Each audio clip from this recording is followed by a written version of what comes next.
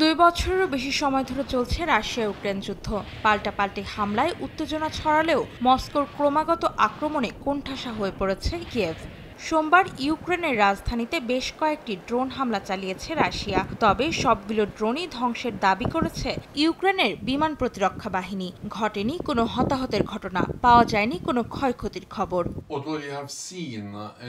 এদিকে পুতিনের পারমাণবিক অস্ত্র ব্যবহারের হুমকি ইউক্রেনকে সামরিক সহায়তা দিতে ন্যাটোর সদস্য দেশগুলোকে বিরত রাখতে পারবে না। সোমবার এক সাক্ষাৎকারে এ মন্তব্য করেন ন্যাটোর মহাসচিব জেন্স স্টলটেনবার্গ। তিনি বলেন, পুতিনের হুঁশিয়ারি ন্যাটোর জন্য কোনোভাবেই বাধা হতে পারে না।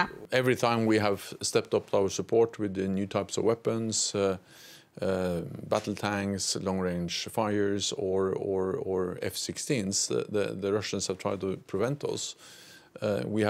They have not succeeded, and also this latest example should not prevent NATO allies from supporting Ukraine. এরই মধ্যে যুদ্ধ বন্ধের পরিকল্পনা নিয়ে মার্কিন প্রেসিডেন্ট জো বাইডেনের সঙ্গে বৈঠক করেছেন ইউক্রেনের প্রেসিডেন্ট ভলোদিমির জেলেনস্কি। আলোচনা করেছেন আসন্ন মার্কিন নির্বাচনের 2 প্রেসিডেন্ট প্রার্থীর সঙ্গেও, আদায় করেছেন সাহায্যের প্রতিশ্রুতি। তবে সোমবার এক ভিডিও বার্তায় ইউক্রেনে কাঙ্ক্ষিত লক্ষ্য অর্জন না হওয়া পর্যন্ত আক্রমণ চালিয়ে যাওয়ার হুঁশিয়ারি দেন রুশ president Vladimir Putin. Antara Sen, সময় সংবাদ। Вы знаете, чем